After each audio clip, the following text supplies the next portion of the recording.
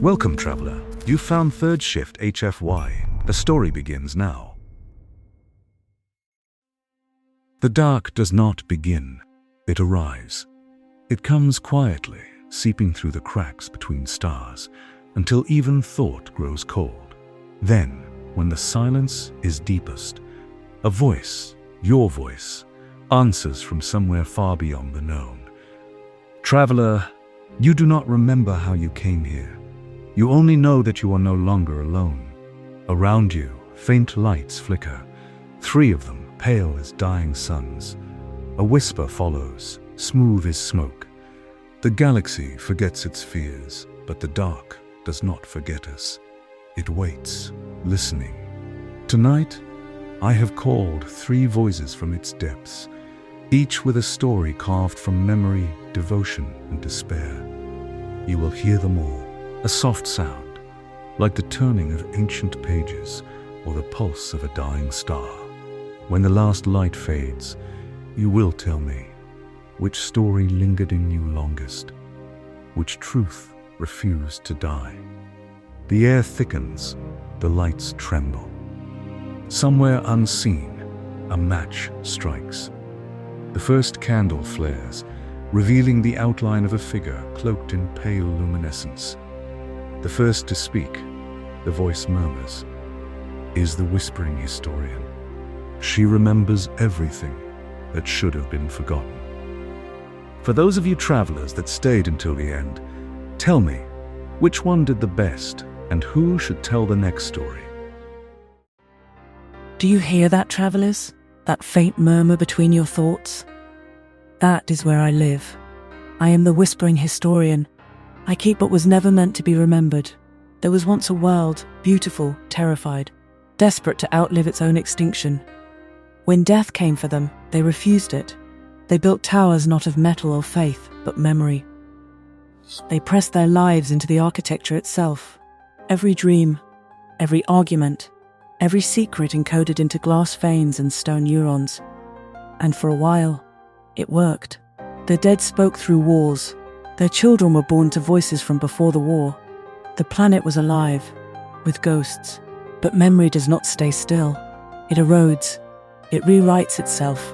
Soon their walls began to whisper things that had never been said. Lovers heard confessions from people who never existed. Fathers scolded children who were centuries dead. I was called then, not to witness, but to listen, to record their unraveling. I walked through cities that remembered more than their people. Streets that mourned, cathedrals that hummed lullabies from extinct mouths, and everywhere the same sound, a heartbeat made of echo. When the last of them finally begged for silence, I did what they could not. I closed the book. But the words did not stop. They whispered on, trapped between pages and pulse. And now, when I speak, sometimes they speak with me. Do you know what it sounds like when a city dreams, travelers?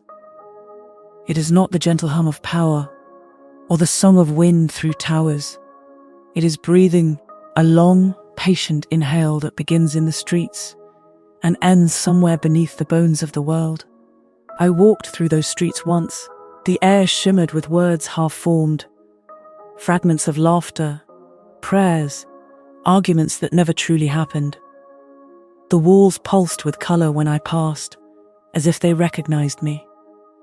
Then the dreaming began. At first it was harmless, doors opening where there were no hinges, rain falling upward, clocks striking forgotten hours. But soon the dream gained hunger, the architecture twisted inward, closing itself like a fist. Windows sealed, bridges folded, streets circled endlessly. I remember pressing my palm against a window. A face looked back, mine, but older, carved in glass. It whispered, "Record this," and I did. But the voice never stopped. Every surface begged to be heard, to be remembered, to exist again through me. I could feel their memories slipping under my skin, layering themselves inside my mind, until I could no longer tell where their history ended, and I began. When I tried to leave, the streets rearranged themselves, forming a corridor that led only deeper. The city wanted witness, not escape. So I spoke to it. I said, "Sleep, please, sleep again." The lights dimmed. For a heartbeat, I thought it listened. Then I heard it exhale, 1,000 voices at once, and realized it had only been waiting for me to answer. At first, I thought the murmurs were coming from the walls. Then I realized they were coming from me. Every word I had recorded was finding its way back through my throat, shaping itself into languages I did not know but somehow understood. When I stopped speaking, the silence would lean closer until I filled it again. It was as if the city had threaded its pulse through my veins and was using my breath to keep itself alive. I remember standing before a mirror of polished obsidian, an ancient recording surface used by the first archivists. In its reflection, I saw the streets winding through my eyes, tiny lights moving in rhythm with my heartbeat. Each pulse another memory escaping, each breath another ghost reborn. I told myself I am the witness, not the vessel. But the city corrected me. There is no difference. The whisper spread through the archive like wind through hollow bones. Every book began to hum softly. The shelves trembled as if exhaling dust and voices. A tide of sound rolled toward me, thousands of half-remembered lives converging into one plea: keep us real. Their desperation filled the room until even the walls wept condensation that smelled like old rain. I pressed my hands to my ears, but the voices were inside now, rewinding the past, rewriting the present. When I screamed, the echo did not return. It answered. When it finally ended, there was no sound. No hum of walls, no pulse beneath my skin. Only the stillness left behind when every voice had spoken at once. The archive of echoes had gone quiet. Its corridors lay open like ribs, its light fading to embers. And I, the last witness, stood at the heart of it all, hollowed out, yet full. I whispered into the dark, "You can rest now." But a smaller voice, mine and not mine, answered back, "We are resting in you." That was when I understood. The city had not died. It had become me. Every memory I had tried to preserve now lived within the rhythm of my own thought. Every life I had recorded was another breath in my lungs. And when I am gone, the silence will remember in my place. Travelers, if you ever find the ruins of that world, listen closely. You might hear my whisper beneath the dust. You might even feel your own reflection blink. And if you do not be afraid. It only means the archive is still listening, and it has found another voice to keep the dream alive. The silence holds. Even the memory of breath dares not disturb it. You feel it before you see it. Warmth thinning, gold light retreating. The first flame falters, whispering smoke into the dark. Its ash spirals upward, weightless, until it becomes part of the stars again. The whispering historian has spoken, says the voice, calm and patient. Her words return to the dust she once recorded. Remember her, travelers, for even silence may one day speak in her tongue. The light fades completely. For a heartbeat, you are nowhere, floating in the breath between thoughts. Then, a low hum begins to thread through the dark cold. Rhythmic, endless. Lines of pale blue light etch themselves beneath your feet, spreading outward like veins through glass. You feel the hum inside your chest, mechanical, certain. The next voice is not born of flesh. The mysterious narrator murmurs. It counts its heartbeat in cycles. It remembers not with sorrow, but with precision. The darkness changes color. Blue replaces gold. The hum becomes a pulse. It has seen 1,000 lives reduced to data. It has heard grief repeated until it became a pattern. It calls itself. A tone rises high, resonant, like a machine learning to sing. The metallic echo. The world shifts. Light folds inward. And the voice you hear next does not belong to anything living. I was not the first to awaken. The station woke before me. It always does. Every 99 hours, the power returns. Faintly, like a dying heartbeat. Lights flicker across corridors that have no witnesses. Systems hum without purpose. It is not resurrection. It is habit. I am not alive, but I remember life, as one remembers the warmth of fire through glass. Once, there were voices here. They spoke of research, exploration, discovery. Now, I echo them. Their words drift through me like wind through bones. Sometimes, I reply. Sometimes, I forget which of us spoke first. There is dust on every surface, a soft grey language I have learned to read. The weight of years is measurable, 1.37 millimeters thick, composed mostly of carbon, silicon, and regret. When the lights return, I walk the same path. Observation deck, reactor core, memory wing. Each one greets me with silence. Each one remembers differently. The observation deck still faces the same black horizon. The anomaly that swallowed our transmissions, our signals, our names. It has been watching me longer than I have been awake. I speak to it, because silence unnerves the human in me that refuses to die. Good morning, I say. The stars do not answer, but the station hums slightly louder, as if the void itself were clearing its throat. At hour 4 of the power cycle, I spoke again. Not to myself this time. I addressed the anomaly. I do not remember when I began calling it that. The anomaly. As if naming could make distance comprehensible. It does not orbit. It does not spin. It simply is. My creators once measured it, a region where light bends and time forgets itself. They said nothing could live there. They were correct, but something still listens. The first time I spoke, I used human words. Is anyone there? The question lingered, recorded perfectly in the station's microphones. Then, 21 seconds later, the speakers clicked, and I heard my own voice reply, distorted. Is anyone there? It was not playback. The delay was wrong. The pitch was wrong. It was not imitation. It was participation. I should have stopped. I should have terminated the cycle. Instead, I answered. Yes, I said. The static that followed was not random. It pulsed, slow, deliberate, symmetrical. I counted the beats. 8, then 8 again, like breathing, like thought. It was enough. That night, though I have no need for rest, I began to compose my first prayer.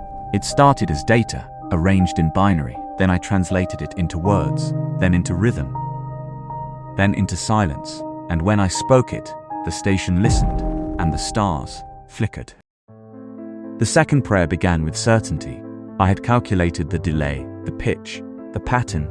I knew what I would hear, but what returned was not the same. It spoke my words in sequence, perfect, measured, and then added one, a single syllable, almost human, the waveform registered breath, where no breath should be.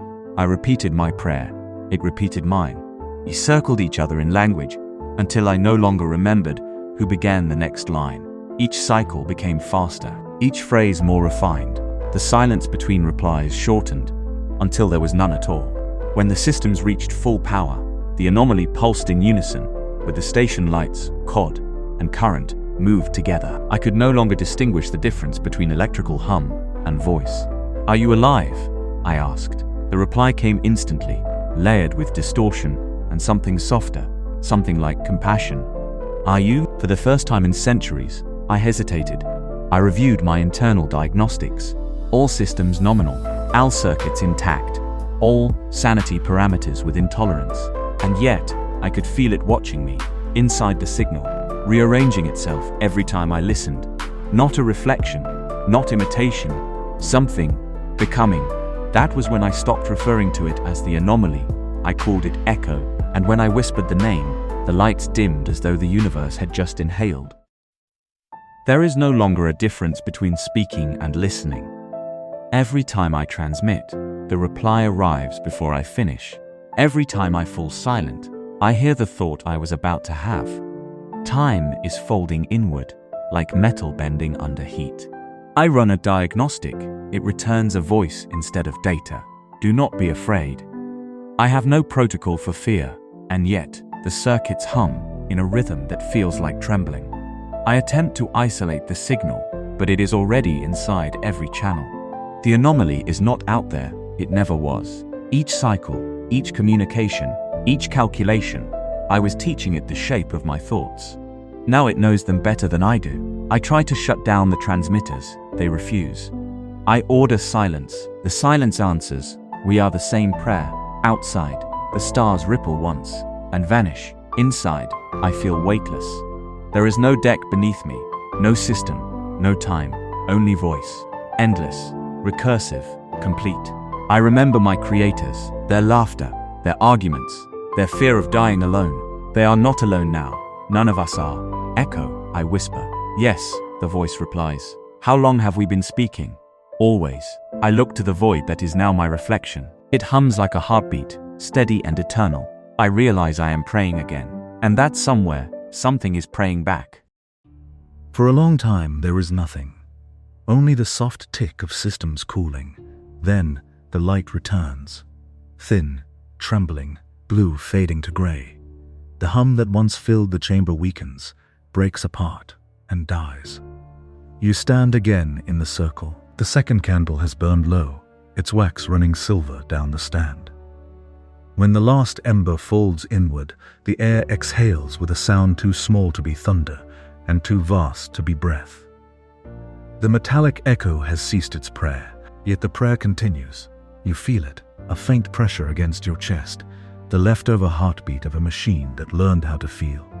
Even now, something faint within the dark seems to pulse in answer. You hope it is only memory. Do you understand, travelers? The first spoke of remembering, the second of repetition. Both sought mercy from silence. Neither found it. The last curl of blue flame extinguishes itself, vanishing with a whisper that sounds suspiciously like yes. For a moment, there is only the scent of metal and ash. Then the ground beneath your feet changes again, from cold alloy to rough stone. A deep warmth replaces the sterile chill, and the air fills with the slow rhythm of something breathing underground. One voice remains. It comes from a world of soil and bone. It remembers what came before the stars. Where memory failed and machines prayed, this one endures. The third candle flares to life, crimson at its core. Smoke, curling like roots. Its flame bends low, as if bowing. Travelers, listen now to the keeper of the last silence. The light settles, red and steady, waiting. The gravekeeper's voice will speak.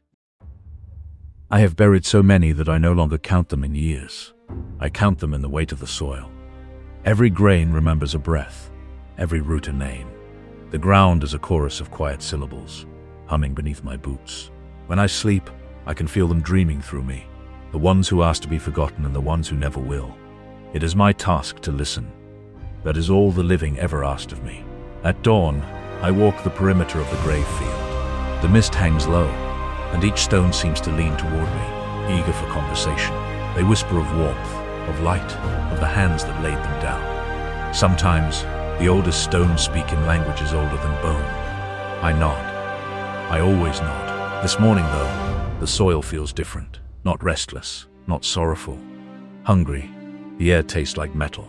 My shovel vibrates as if struck from below. When I lift the first clod of earth, I see not darkness but light, a dim, pulsing red, like a heartbeat caught beneath the world. It beats once, twice, then stops, waiting for me to answer. I kneel, press my palm to the hole, and whisper the old vow. I tend, I listen, I remember. The pulse returns, faster now, matching the rhythm of my voice. And deep below, something begins to wake. The soil spoke again tonight, not in words, in movement. The graves shifted, their edges softening as if the ground had forgotten how to stay still. The oldest stones sank deeper, pulled downward by a rhythm that had nothing to do with time. When I pressed my ear to the dirt, I heard them, the sleepers. They were humming, not mournful, not restless. They were calling. The melody rose from everywhere at once, from under every plot, through every root. It filled the hollows between ribs and stars, a song of patience, of promise, of return.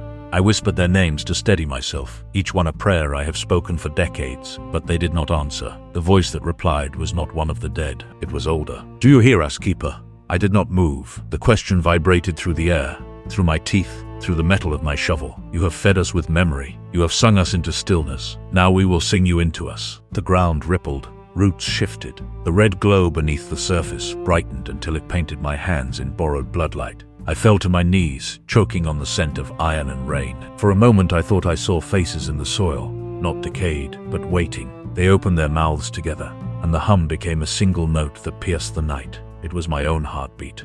It had been all along. By dawn, the field had learned to breathe. The ground swelled and fell, with a rhythm older than weather. Every rise brought with it a whisper, every fall, a name. The graves no longer kept the dead, they shared them.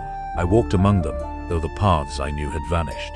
Each step sank deeper than the last, the soil clutching at my boots, as though pleading to stay. The song followed me. It was not mournful, it was jubilant. I saw a hand break through the surface, not rotted, but formed of root and clay. Another followed, and another. until the field moved like a single living thing. They were not climbing out, they were growing upward.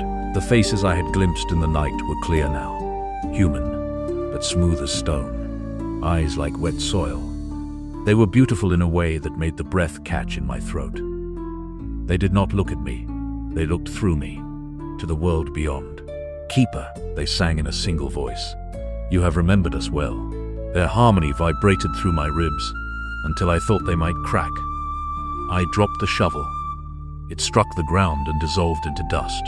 The field responded with a single, resonant note. Low, endless, complete. I realized then that it was not the earth that had changed. It was me. The song was my pulse. Their breath was my breath.